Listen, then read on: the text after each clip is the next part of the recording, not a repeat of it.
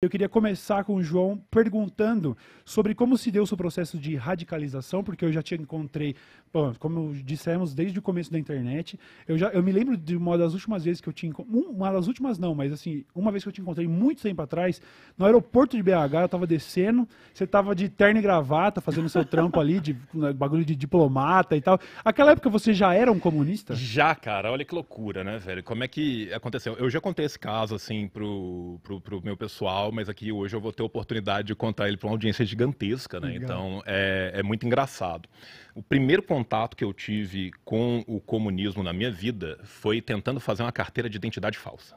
Pra poder ir. É sério. Começamos Já bem. começa bem, né? Pra eu poder entrar no cinema, porque eles começaram a cobrar pra aqueles filmes mais 16 e tal, a carteira de identidade que fosse, né? E na época eu Certo. tinha 14 anos ali, anos 90, né? E meu colégio não fazia, mas o pessoal do Estadual Central fazia. Aham. Aí os caras falaram, não, vai no Estadual Central, os meninos são parça pra caralho, eles fazem, se você quiser colocar que você tem 70 anos, eles colocam. Caralho. Eu falei, não, show. Né? E aí fui lá, tal, trocar ideia com os caras pra fazer o negócio, e ele me deu a carteirinha, cara. E a carteirinha, velho, eu tenho essa carteira no meu Instagram, cara, é maravilhosa, porque tem a sua fotinho no canto, atrás tem uma massa revolucionária com bandeiras, e embaixo tem os imperialistas são apenas tigres de papel, presidente Mao Zedong.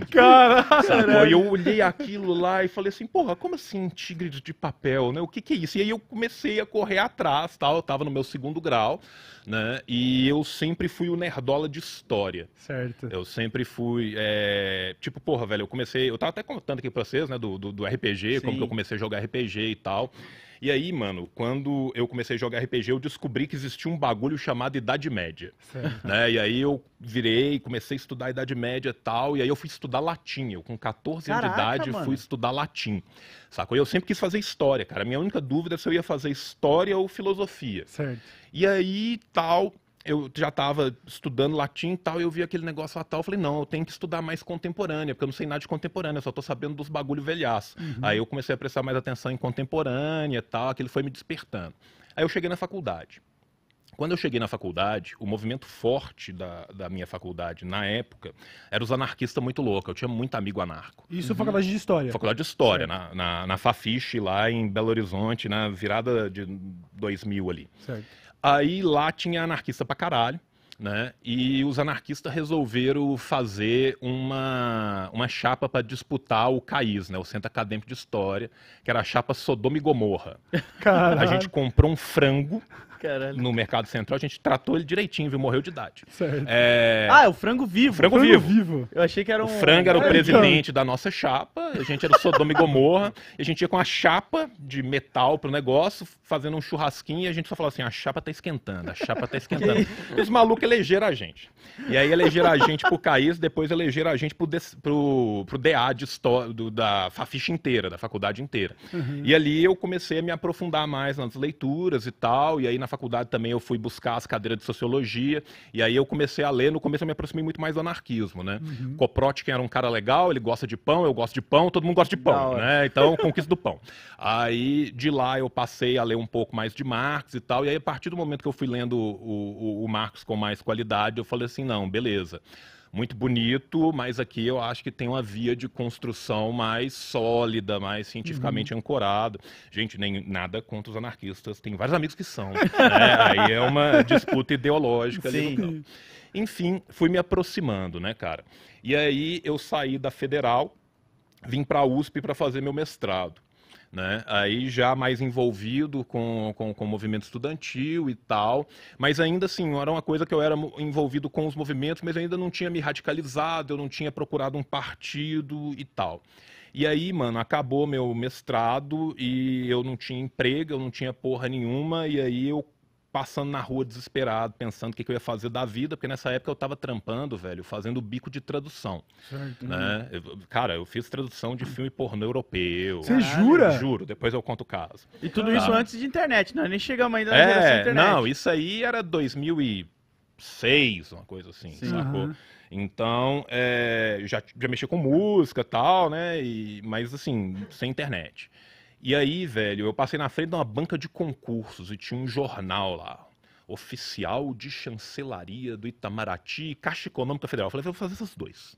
Caraca. E aí eu fiz, aí o da Caixa saiu primeiro, eu passei na Caixa. No dia que eu ia tomar posse na Caixa, aí os caras me ligaram de Brasília e falaram assim, não, saiu o resultado, tal, é pra você vir para Brasília para fazer o curso de formação. Caraca. Só que o curso de formação era eliminatório.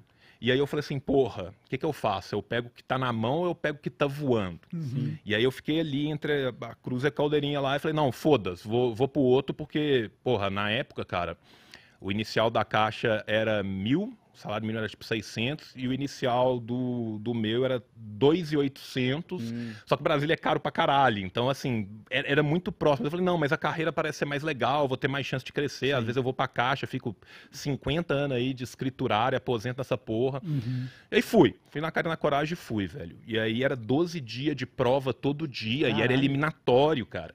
Então chegava, tinha aula, 6 horas de aula, não, na Legião da Boa Vontade do Paiva Neto. Você chegava no lugar, tinha uma foto do Paiva Neto de 30 metros de diâmetro.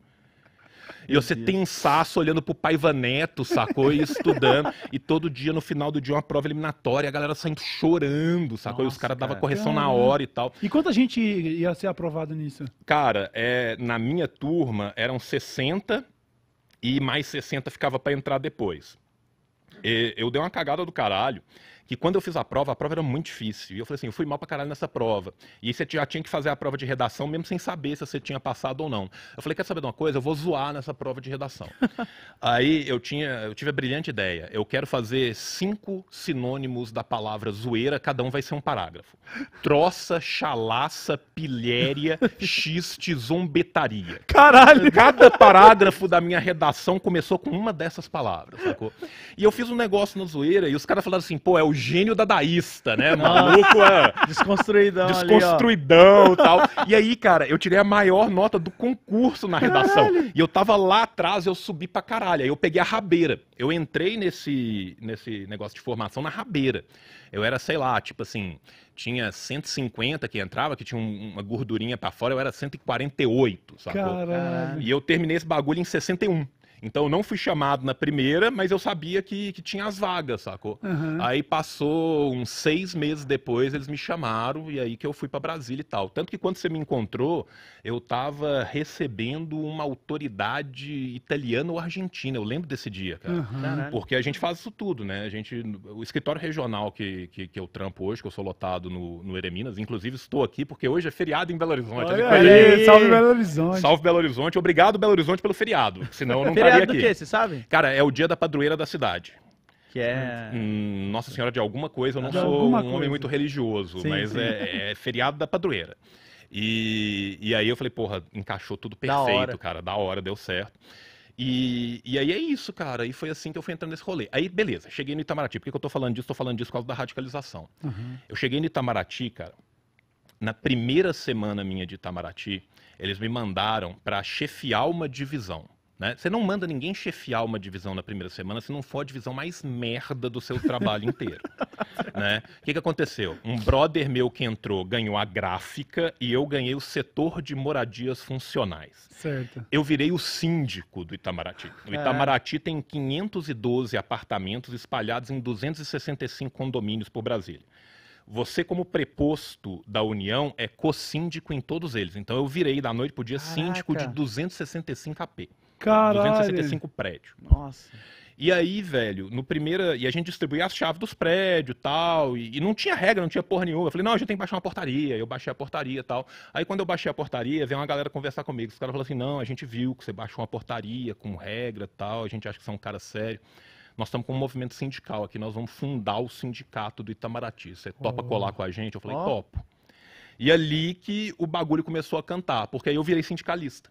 Uhum. Né? E aí eu virei o primeiro presidente do sindicato Itamaraty e a gente puxou a primeira greve com o sindicato. Caralho. Sacou? E aí, tanto que foi por causa da greve que eu fui gentilmente transferido para Belo Horizonte, agradeço muito a greve. Mas aí a gente foi pro sindicato. E aí a minha vivência sindical, eu falei, não, eu tenho que agudizar nas leituras, eu tenho que agudizar no estudo, e aí, meu irmão, nunca mais. Caralho. Então esse foi meu processo, assim. Uhum.